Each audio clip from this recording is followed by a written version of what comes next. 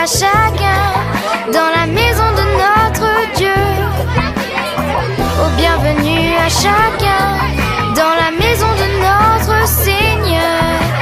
Oh, bienvenue à chacun dans la maison de notre Dieu.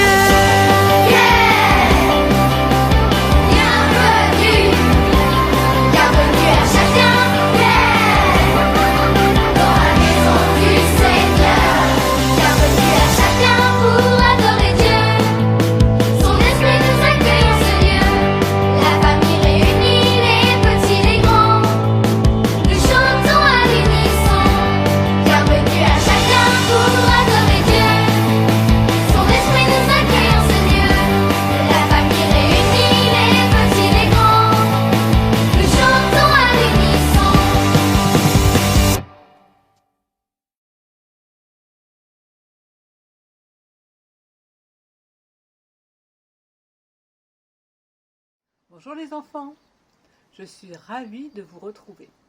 J'espère que vous avez passé une excellente semaine.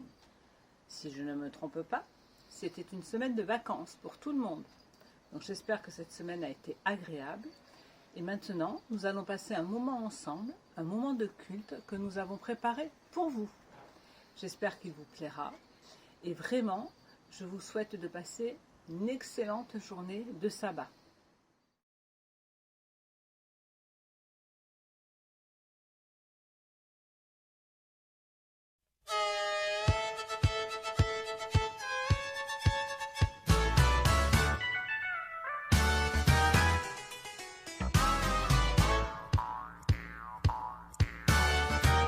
Quelquefois je ne sais pas pourquoi ça ne marche pas, malgré tous les efforts que je fais. Mais alors je me rappelle, j'ai un ami dans le ciel, et avec lui j'y arriverai. Je ferai comme il veut, c'est ce qu'il y a de mieux. Je ferai comme il veut, c'est ce qu'il y a de mieux.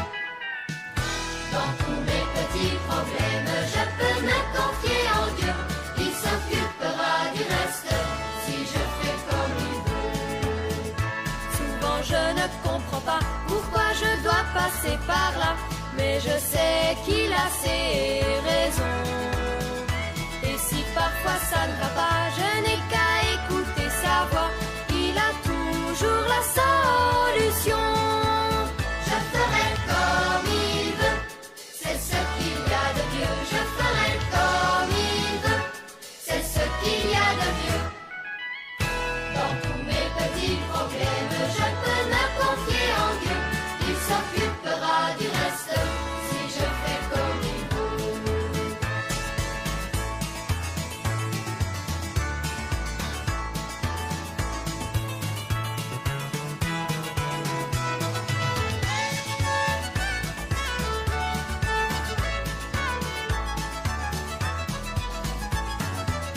Je ferai comme il veut, c'est ce qu'il y a de mieux. Je ferai comme il veut, c'est ce qu'il y a de mieux. Dans tous mes petits problèmes, je peux me confier en Dieu. Il s'occupera du reste si je fais comme il veut. Je ferai comme il veut, c'est ce qu'il y a de mieux. Je ferai comme il veut, c'est ce qu'il y a de mieux. Dans tous mes petits problèmes, je peux me confier en Dieu. Il s'occupera du reste si je fais comme il veut. Il s'occupera du reste si je fais comme il veut.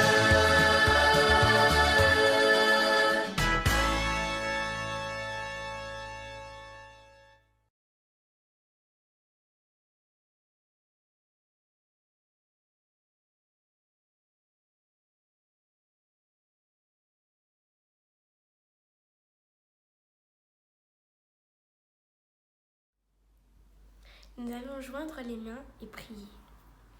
Père éternel, merci Seigneur parce que tu nous as permis de venir ici pour garder le culte des enfants et aide-nous à comprendre ce que les personnes ont fait pour nous et qu'on puisse comprendre ta parole. C'est ton nom Jésus, ton Fils et pour savoir. Amen.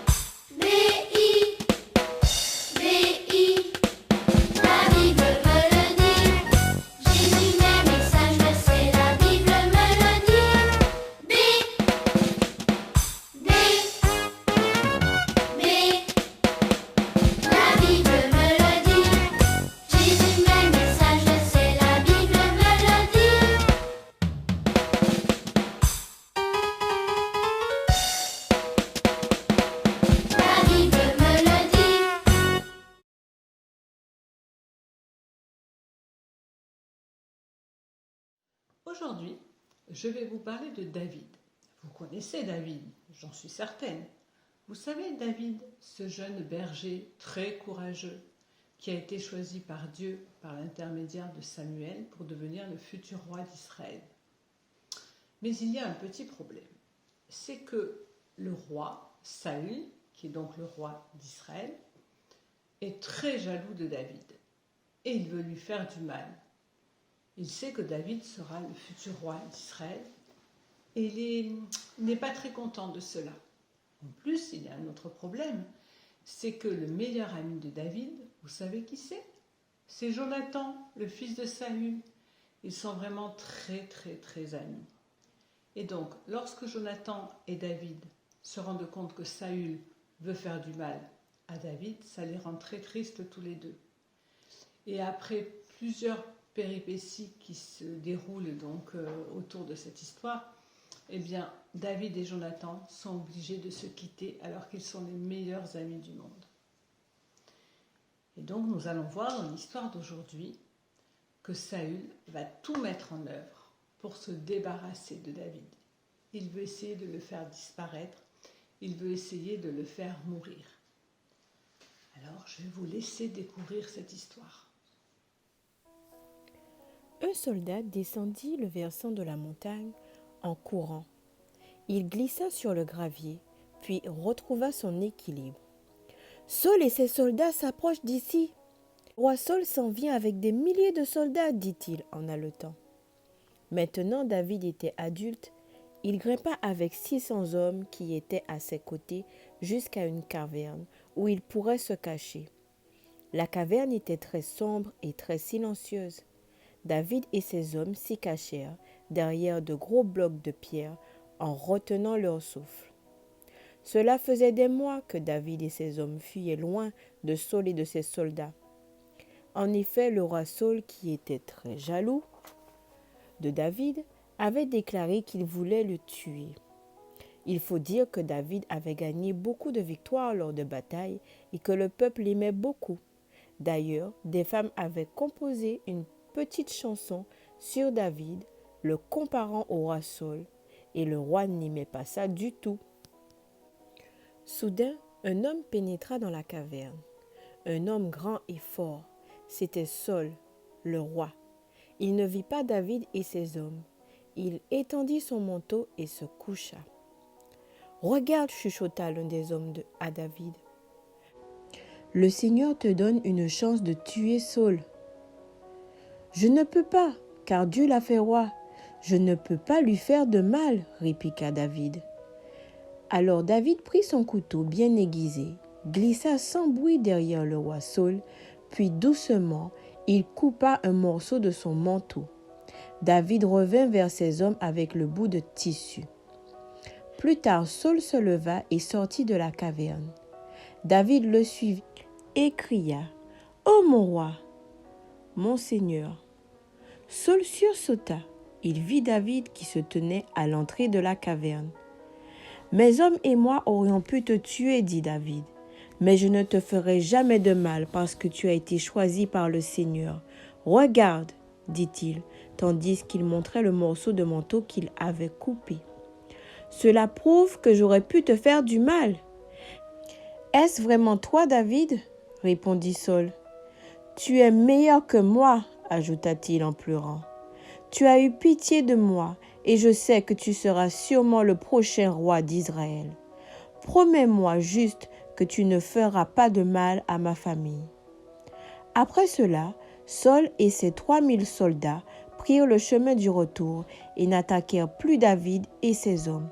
Le Seigneur était heureux de la façon dont David avait traité Saül ce jour-là.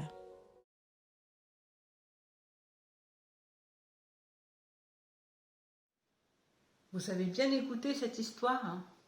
Cette histoire, vous pouvez la relire avec vos parents dans votre Bible, dans le livre de Samuel, 1 Samuel, verset 24. Et je vous encourage fortement à relire avec vos parents, parce qu'il y a plein de petits détails que nous n'avons pas le temps de voir ensemble. Donc vous avez bien entendu et bien vu dans cette histoire, David a eu une réaction exceptionnelle. Que s'est-il passé? David a eu la possibilité de faire du mal à Saül. Vous vous souvenez, Saül avait vraiment l'intention de tuer David. Et Saül qui rentre dans cette caverne, qui est à portée de main de David lorsqu'il dort. Et David aurait pu se dire, eh bien je vais me venger, Saül veut me faire du mal, là il est en train de dormir, je peux même le tuer. Pas du tout. David n'a pas eu cette réaction. Qu'est-ce qu'il a fait? Vous avez vu? Il a coupé un morceau de tissu du vêtement de Saül.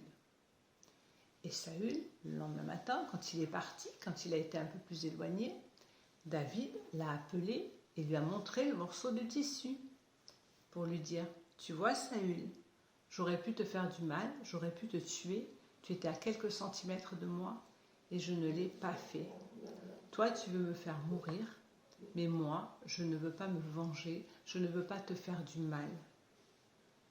Et il lui a montré ce morceau de tissu, et là, Saül a compris. Saül a compris qu'il était en face de quelqu'un d'extraordinaire, mais surtout de quelqu'un qui était vraiment en relation avec son Dieu. David marchait avec Dieu, ça veut dire qu'il demandait toujours conseil à Dieu. Il faisait ce que Dieu avait envie que l'on fasse. Et on nous dit dans la Bible que Saül s'est mis à pleurer. Ça veut dire qu'il a regretté, il a compris. Mais je vous encourage à lire la Bible parce que quelques chapitres plus loin, toujours dans 1 Samuel, mais vers chapitre 26, vous verrez que Saül n'a pas vraiment compris la leçon puisqu'il a continué à pourchasser David. Mais quel exemple ce David pour nous? Quel exemple ce Saül qui voulait le tuer? Lui, David, avait la possibilité de le supprimer et il ne l'a pas fait. Quel exemple! Mais moi, aujourd'hui, ce qui m'intéresse, c'est de savoir qu'est-ce que nous, ça peut nous dire aujourd'hui dans notre vie. Alors, nous aussi, il y a des gens autour de nous qui ont envie de nous faire du mal. Vous, les enfants, vous avez peut-être des petits amis, des camarades qui font des choses pas très sympas avec vous. Nous aussi, les adultes, nous avons des gens qui, autour de nous, nous font du mal ou ont envie de nous faire du mal. Donc, la première réaction que l'on a, c'est quoi? Se dire, moi, je vais me venger, je ne vais pas me laisser faire. Il m'a fait ça, ben moi, je vais lui rendre en double. Attention, attention. Pensons à David. David savait que Saül avait été à un moment donné choisi lui aussi pour être le roi d'Israël. Il savait aussi que Dieu aimait Saül. Donc nous aussi, nous savons que Dieu, d'abord, a créé toutes les personnes qui sont autour de nous. Tous les êtres humains sont des créatures de Dieu. Et Dieu les aime, même si ces personnes-là ont des défauts. Et nous aussi, nous en avons des défauts.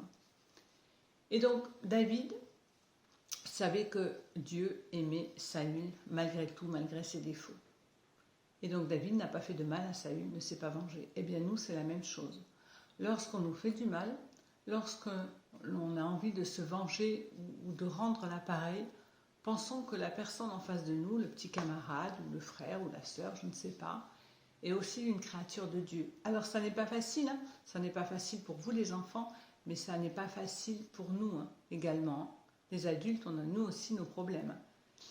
Alors moi je vous encourage, lorsque quelqu'un veut vous faire du mal, on pourrait dire que c'est un ennemi, comme Saül était un ennemi pour David. Moi je vous encourage à penser à David et à vous dire, oula, attention, là j'ai envie de me venger. Ah non, David n'aurait pas fait ça. Voilà, donc c'est vraiment ce que j'avais envie de vous laisser aujourd'hui pour ce culte. Pensez à David lorsqu'on vous fait du mal. Pensez que d'abord, Dieu va vous aider à bien réagir et si vous sentez que la colère monte, tournez-vous vers Dieu, priez dans votre cœur et Dieu vous aidera à bien réagir. Dieu vous aidera à aimer vos ennemis, même si ça n'est pas facile.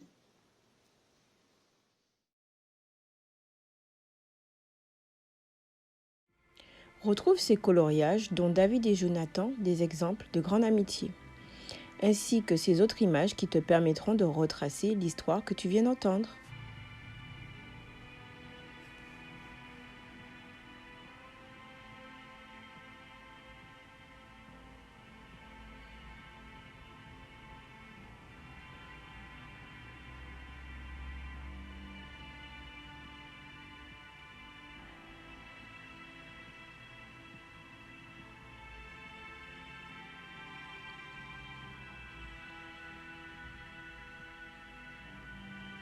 Voici ces quelques images qui retraceront ton coloriage.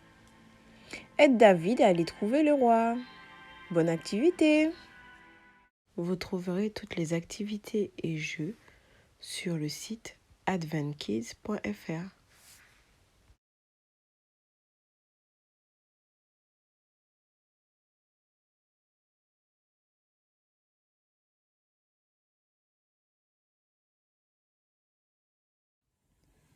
Jésus,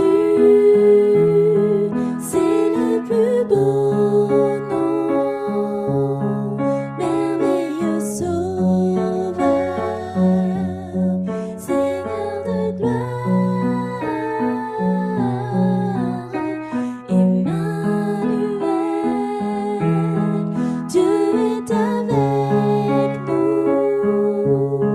source de joie. Parole de vie. Jésus, c'est le plus beau nom, merveilleux sauveur, Seigneur de gloire, Emmanuel, Dieu est avec nous, source de joie, parole de vie.